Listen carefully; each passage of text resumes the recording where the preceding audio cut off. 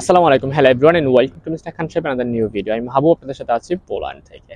আপনারা অনেকে আমাকে ইনবক্সে মেসেজ দেন যে বর্তমানে ইউরোপের কোন দেশের জন্য ভিসা প্রসেসিং করলে হয়তোবা সফলতা আসতে পারে, এরকম একটা বিস্তারিত ভিডিও শেয়ার করার জন্য। সো মাই ভিউয়ার্স, আজকে ভিডিওটা হয়ে যাচ্ছে ইউরোপের বর্তমানে কোন কোন দেশের জন্য আপনারা চেষ্টা করলে হয়তোবা সফলতা আসতে পারে, ভিসা হতে পারে, এরকম একটা বিস্তারিত নিয়ে আজকে ভিডিওতে আলোচনা করবো। সো মাই ভিউয়ার্স, ভিডিওটা শেয়ার করে দেবেন। আর হ্যাঁ, আপনি যদি আমার চ্যানেল নতুন থাকেন তাহলে এরকম নতুন নতুন ইম্পর্টেন্ট ভিডিও পেতে আমার চ্যানেলটি সাবস্ক্রাইব করে রাখবেন। বর্তমানে ইউরোপের সেনজেনভুক্ত যেই দেশগুলোতে আমরা আসছি বা অলরেডি আসতেছি আর কি, ভিসা প্রসেসিং এ আছে, এগুলোর কাতারে আছে, যেমন রোমানিয়া, বুলগেরিয়া, ক্রোয়েশিয়া, লিথুনিয়া, হ্যাঁ, বা পোল্যান্ড, হ্যাঁ। তারপর হলো আপনার মনে করেন আর কি এই নন সেনজেনের মধ্যে আর কি, নন সেনজেনের মধ্যে আছে সার্বিয়া, বেলারুশ, তারপর হলো মন্টিনিগ্রো, তারপর হচ্ছে আপনার মনে করেন ইউক্রেন, মলদোভা, হ্যাঁ, এই দেশগুলো আছে নন সেনজেনের মধ্যে। এগুলো কি ইউরোপের সেনজেনভুক্ত দেশগুলোর আশেপাশের মধ্যে আছে। তো এখন কথা হচ্ছে, আমরা কি সেনজেন দেশগুলোর জন্য অ্যাপ্লাই করবো না নন সেনজেন দেশগুলোর জন্য অ্যাপ্লাই করবো?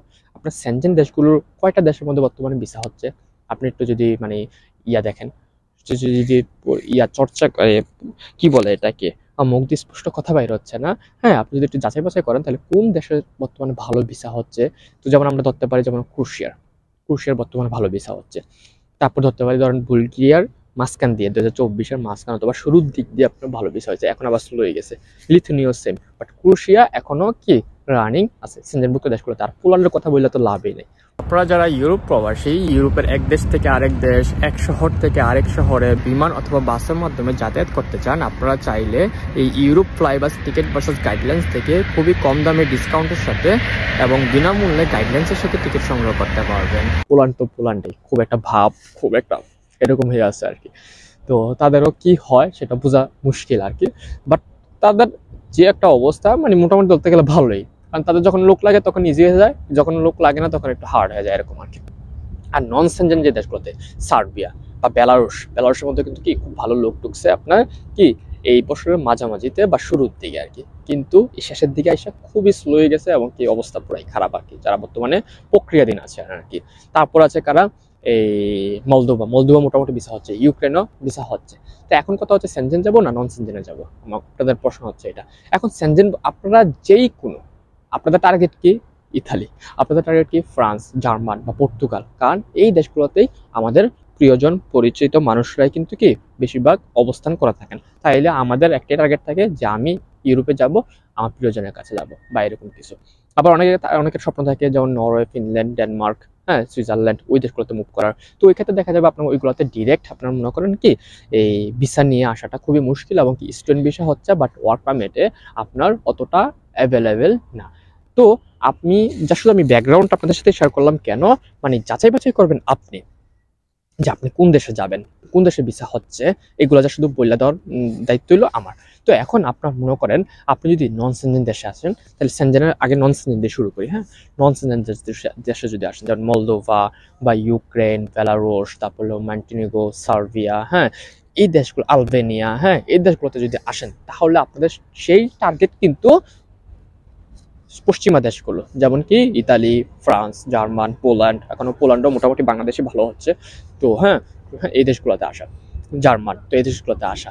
তো ওইখানে যদি আসেন, যেমন আলবেনিয়া, সার্বিয়া, এই দেশগুলোতে যদি আসেন, তা আসার পরে কিন্তু আপনারা চাইলে কিন্তু কি ওখান থেকে ডিরেক্ট আপনারা ফ্লাইটে বা ডিরেক্ট আপনারা ভিসা নিয়ে আসতে মানে ইজি না, কিন্তু আপনারা অবশ্যই আপনারা যেরকমভাবে বাংলাদেশ থেকে, যেরকমভাবে আপনি সৌদি আরব বা মালয়েশিয়া, সিঙ্গাপুর, কুয়েত, যেখান থেকে যে অ্যাপ্লাই করছেন না, যেই প্রক্রিয়ায় আপনারা ওই দেশের জন্য অ্যাপ্লাই করেছেন, যেমন এম্বাসি ফেস করছেন, ওয়ার্ক পারমিট নিছেন, ফাইল সাবমিট করছেন, ভিসা পাইছেন, আসছেন, আবার সেম প্রক্রিয়া আপনি যদি লিগেলভাবে আসতে চান, আবার সেম প্রক্রিয়ায় আপনি ওই দেশ থেকেই আবার কি করতে হবে, আপনার ভিসা নিয়ে এই পশ্চিমা দেশগুলোতে মুভ করতে হবে।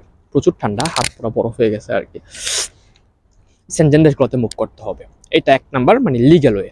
আর দুই নাম্বার ওয়ে মানে ইললিগেল ওয়ে হলো ওই লরি গাড়ি বা গেম, হ্যাঁ, এখন গেমও মানে মোটামুটি সচরাচর অ্যাভেলেবেল হয়ে গেছে, মানে চাইলে মানে খুবই ইজি কন্ট্যাক্ট করা, তারপর মনে করেন কি এই বিশ্বস্ত মাধ্যম এরকম আর কি হয়ে গেছে আর কি। তো ওই ক্ষেত্রে দেখা যায় মনে করেন কি না হয় গেমের মধ্যে, তো গেমের মাধ্যমে আসার পরে লাইফটা কিরকম হয়ে থাকে, তাহলে ইতিমধ্যে আপনারা আমার অনেক ভিডিওতে অথবা কোনো গল্প শুনেছেন, আর না হয় আরও অনেক ভিডিও আছে ইউটিউবে অন্যান্য ভাইদের, তাদের থেকেও আপনারা মানে দেখতে পারবেন, তাহলে বুঝতে পারবেন আর কি গেম দেওয়ার পরে বর্তমানে লাইফটা কেমন মানে চলতেছে বা হচ্ছে আর কি। এটা একটা। বা যারা আমাদের বয়স মানে আমরা যেই সালে আসছিলাম যখন মানে আরো 2 বছর আগে রোমানিয়াতে, তখন গেম দেওয়া ভাইরাও কেমন আছে এরকম টাইপের হয়তো ইউটিউবের ভিডিও দেওয়া আছে, দেখবেন আর কি।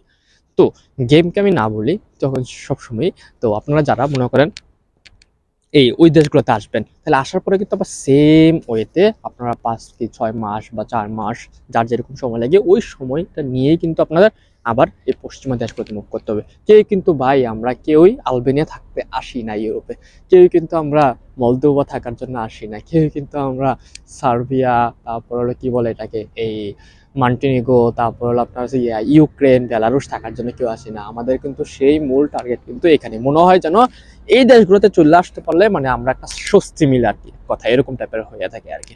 তো ওইখানে কে বা থাকবে, তাই না? কারণ যে জায়গায় আমি ওইখানে 5 লাখ টাকা ইনভেস্ট করে মানে 4 লাখ 3 লাখ টাকা গেম দিয়ে ইনভেস্ট করে আমি এই দেশগুলোতে আইসা পড়তে পারতেছি, হ্যাঁ ওইখানে 50-60 হাজার টাকা ইনকাম করা আছে, এখানে আইসা 1.5 লাখ 1 লাখ টাকা ইনকাম করা ভালো।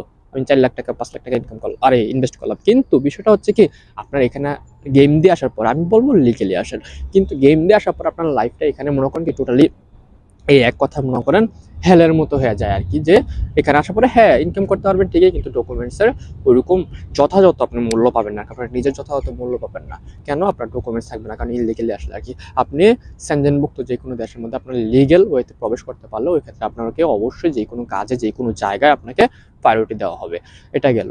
তারপর আপনি মনে করেন এখন মানে ভিডিওটা কিন্তু শুরু হয়েছে কোন দেশের জন্য অ্যাপ্লাই করবেন, হ্যাঁ কোন দেশের জন্য অ্যাপ্লাই করবেন সেটা কিন্তু দায়িত্ব আপনার আর কি, যা শুধু আমি আপনাকে ব্যাকগ্রাউন্ডটা আমি বুঝাই দিচ্ছি আর কি। তো বর্তমানে ধরেন আপনি সার্বিয়ারও মোটামুটি নন সেনজেন দেশ, সার্বিয়ার কিন্তু মোটামুটি ভিসা হচ্ছে, কিন্তু ভালো ভিসা হচ্ছে, হ্যাঁ বা এই বছর শুরুর থেকে কিন্তু এখন পর্যন্ত ভিসা হয়ে আসতেছে। তো এরপর বেলারুশও হয়ে আসছে।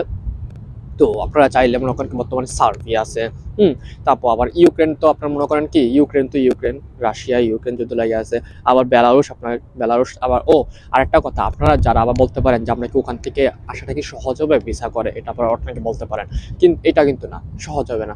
যেমন ধরেন ইউক্রেনে বর্তমানে মনে করেন কি বর্ডার মনে করেন প্রায় মনে করেন কি কি বলে মানে অত যে হার্ড ওরকম না, মানে চাইলে মনে করেন কি যে কেউ মুভ করতে পারতেছে। দেখতেছি পোল্যান্ডে অ্যাভেলেবেল ইউক্রেন, কেন? কারণ ওখানে তাদের যুদ্ধ মানে মানে যুদ্ধ চলতেছে, তার জন্য তারা যে কেউ চাইলে কি আশ্রয়ের জন্য পোল্যান্ডে প্রবেশ করতে পারতেছে। এটা কি পোল্যান্ড ওইরকম পারমিশন দিয়ে রাখছে। তো তাদের সাথে আপনারা চাইলে কিন্তু কি মনে করেন ওইরকম ভাবে ইজিলি কিন্তু মুভ করতে পারবেন না, কারণ আপনি কিন্তু ভিন্ন দেশে। এটা একটা। আর কেউ কিন্তু এখন ইউক্রেনে মানে ওইরকম ভাবে আসার ওরকম প্ল্যান বা কেউ মনে হয়তো বা করবেনও না, কারণ যেহেতু যুদ্ধ চলতেছে এরকম টাইপের। তো ওখান থেকে ভিসা করে আসাটাও মানে ইজি হবে না। এবার আসবে বেলারুশ আবার মনে করেন কি ইউক্রেন কি আবার রাশিয়া মনে করেন এই পরিচালনার দিকের মধ্যে আছে আর কি। যদিও ইউরোপভুক্ত, কিন্তু পরিচালনার দিকে কিন্তু কি রাশিয়াই কিন্তু করে। তারপর বেলারুশে কিন্তু কি রাশিয়াই কিন্তু কি পরিচালনা করে। তো এখানে দেখা যায় ওই দেশগুলোতে আপনার ভিসা নিয়ে এতটা ইজি হবে না। তো দেখা যাবে আপনার সার্বিয়া আছে, সার্বিয়া থেকে আপনার ইজি হবে আসাটা, যদি মনে করেন কি সবকিছু সুন্দরভাবে প্রক্রিয়া করতে পারেন। তারপর আছে আপনার মনে করেন এই মলদোভা, হ্যাঁ মলদোভাও কিন্তু রোমানিয়ার সাথে একটা দেশ। তো আমি যখন রোমানিয়াতে ছিলাম তো গল্প বললে অনেক কিছু বলা যাবে আর কি। তো তখন অনেক মলদোভানও কি রোমানিয়াতে একসাথে আমরা কাজ করেছিলাম। তো এক্ষেত্রে দেখা যায় মনে করেন রোমানিয়া যখন মানে আমরা কাজ তখন মানে সেনজেন হবে না বলতে বলতে এখন কি হয়ে গেছে আর কি, ফুল সেনজেন আগামী জানুয়ারি থেকে। খুবই মানে ভালো লাগতেছে আর কি। তো আপনার যারা, আমারও কিন্তু প্ল্যান ছিল যে আমিও গেম দিয়ে চলে আসি, দরকার কি ওখানে থাকার, এখানে ভাই ব্রাদার সবাই আছে, হ্যাঁ চলে আসি। কিন্তু কিন্তু ভাই বা ফ্যামিলির সাপোর্টে ওখানে ছিলাম, তারপর ওখান থেকে আপর লিগেল হইতে এখানে আসা আর কি। তো মলদোভা দেখা যাবে, মলদোভা খুব ছোট একটা দেশ। তো চাইলে ওখানে যদি আপনারা চাইলে মানে করতে পারেন, ভিসা প্রসেসিং করতে পারেন। তো বর্তমানে আমাদের দেশের জন্য বিশেষ করে মানে শেষ মুহূর্তে আমি একটা কথা বলি, আমাদের বাংলাদেশিদের জন্য আপনার ভিসা ইউরোপের মানে টোটালি আপনার অনেকটা হয়ে গেছে, মানে অনেকটা হার্ড, মানে কোন দেশ যে সিউরিটি দিয়ে বলা যাবে ওইরকম কিছু নাই। কিন্তু সব দেশে মোটামুটি আপনার কি এই সময় লাগতেছে এক কথায়, বিশেষ করে মানে এম্বাসি ইন্ডিয়াতে হওয়াতে আমাদের সময় লাগতেছে প্রচুর। যে জায়গায় আপনি মনে করেন কি এক দেশের জন্য না হলে আরেক দেশের জন্য অ্যাপ্লাই করবেন, মানে ওয়ার্ক পারমিটটা পাইতে 2 থেকে 3 মাস, 3 মাস পাওয়ার পরে 4-5 মাসের মধ্যে যদি শেষ হয়ে যেত, না হলে আবার একটা দেশের জন্য 1 বছরের মধ্যে আপনি 2-3টা দেশের জন্য ট্রাই করতে পারেন। কিন্তু আমরা দেখা যায় কি একটা দেশের জন্য চেষ্টা করলেই আমরা মানে 1 বছর আমাদের লাইফ থেকে চলে যায় আর কি। আবার সম্ভাবনার মধ্যে থাকি, হ্যাঁ হবে নাকি হবে না এরকমের মধ্যে। তো যদি 1 বছরের মধ্যে 2-3টা সাকসেস মানে 2-3টা দেশের জন্য ট্রাই করা যেত, সময় কম লাগতো, এম্বাসি বাংলাদেশে থাকতো, ফটাফট জমা দিয়েছি ফটাফট আপডেট পাইতাম, তাহলে এক্ষেত্রে দেখা যেত কি আমাদের একটা দেশে রিজেক্ট হলো আর একটা দেশের জন্য অ্যাপ্লাই করতে ওরকম কোনো দ্বিধাবন্ধি লাগতো না আর কি। তো যাই হোক, মানে এক কথায় মানে হিবিজিবি টাইপের একটা ভিডিও ছিল আর কি। ভিডিওটা মানে অনেক ধরনের যেটা মাথায় আসছে বা যেটা মনে হচ্ছিল যে বলা উচিত আপনাদের সাথে, ওই কথাগুলো আপনাদের সাথে মন থেকে শেয়ার করেছি। সো ভিডিওটা কেমন হয়েছে অবশ্যই কমেন্টের মাধ্যমে জানিয়ে দিবেন। আর হ্যাঁ, আপনাদের যদি জরুরি কিছু জানার থাকে তাহলে আমার ফেসবুক পেজ মিস্টার খান সাহেব থেকে আমাকে মেসেজ দিবেন। দেখা হচ্ছে পরবর্তী কোনো ভিডিওতে। শীতে মরে যাচ্ছি। আল্লাহ হাফেজ।